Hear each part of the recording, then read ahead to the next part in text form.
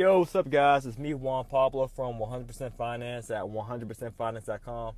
Mr. Passive Income Cash Flow, the people's mentor. Got what you need to succeed. Thank you guys for tuning in. Greatly appreciate it. Just driving, just leaving church. He had a good message. He was pretty much tying in the book, 7 Habits of Highly Effective People. So if you haven't read this book, this is a must-have book. And so that pretty much sparked the idea of this recording about the top 4 books that I recommend, books that I read 4+ times each, consistently throughout my adult life, that helped transform my income from broke to profitable. These are 4 must-read books. By the way, if you want a list of these books as well as other books that I recommend, go to 100percentfinance.com, click on the valuable resources page, and you'll see a list of other books that I highly recommend for you to read. So one of the books that I recommend for you to read is, as I just mentioned, 7 Habits of Highly Effective People. So the author, Dr. Stephen Covey, he could have said 7 Habits of Highly Successful People, but he said effective on purpose, right? And I'm not going to share with you why. I want you to pick up the book and read it. And you might also find some other good information on YouTube about Dr. Stephen Covey and other books that he has to offer. But 7 Habits of Highly Effective People is an excellent book to read. And he mentions several habits that you need. So I'm not going to give you the cliff notes and all that. I'm not going to give you a whole summation. But he talks about seek first to understand and to be understood. Oftentimes as individuals, we always want to prove our point, right? We want people to understand our take on things, our point of view, our perspective. However, when we do that, we tend to neglect the other party's perspective. We tend not to understand them. We're only interested in them understanding us, to be understood, in other words. And he says that's technically not the right way to go about things. You want to make sure you're that person in which you try to understand the other person first and foremost. And then once you understand their take, then you can move forward with, understanding the totality of the situation. But he had like 7 habits, but it's really good information, right? So that's the first book. The second book I recommend is Think and Grow Rich by Napoleon Hill. So the first time I tried reading this book, I had to put it down because it made no sense to me, honestly. Because I read the old version, like the first original version, and it was written, I believe, correct me if I'm wrong, guys, it was written in the 30s. When I picked it up, I was like, what the heck is this? This sounds like nonsense. I don't understand the language at all whatsoever. However, I ended up getting the book again. I actually received it for my birthday, my 29th birthday. My mother bought it for me and shipped it to me in New York when I used to live in that area. And this was around Hurricane Sandy. And when Hurricane Sandy hit, there was no lights, no cell phone usage. There was also no transportation because it was a huge storm, so it knocked all the power lines out.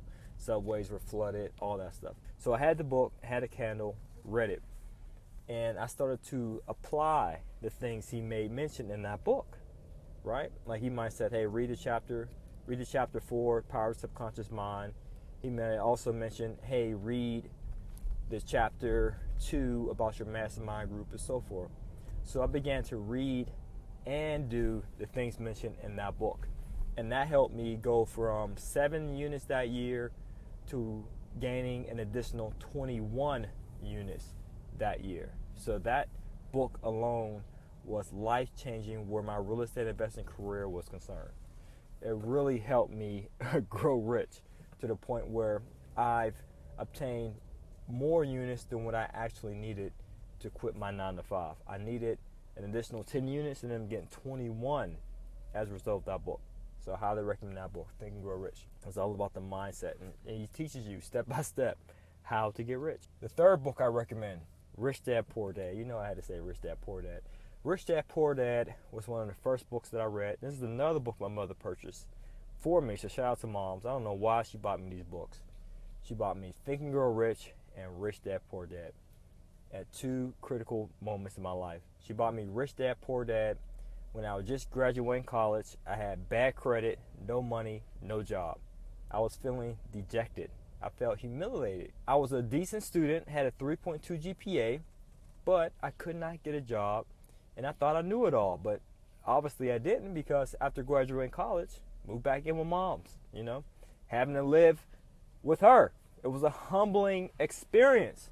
But she bought me the book, read that book, and at that moment I decided, after reading that book, again, bad credit, no money, no income whatsoever, no knowledge of real estate investing, no mentor, no model to follow of anyone in my family who was a entrepreneur, real estate investor, business person. But after reading that book, I firmly decided that's who I wanted to become, a real estate investor, after reading that book. That book didn't give you the specifics of how to invest in real estate, but it just exposed me to a new way of living. After reading that book, I firmly decided that's what I'm going to become. And today I am. I have 63 units as a result of reading that book, because that's what it takes, guys. It takes exposure. Just being exposed to another lifestyle can be transformative, especially where your finances and where your career is concerned. And that book just pretty much provides you with the philosophy of how rich people or wealthy people think. It shows you the differences between a rich dad and a poor dad and what they teach their children and how they conduct their financial affairs. Now, the fourth book that I recommend for you guys that I've read that transformed me as well is The 4-Hour Workweek. So this exposed me to lifestyle design, designing your lifestyle, in which is not necessarily predicated upon being rich, where Forbes is concerned, earning $1 million a year, but just being wealthy, having freedom over your time, creating a business in which it does not demand your physical presence, creating a business in which you just work on it and not in it.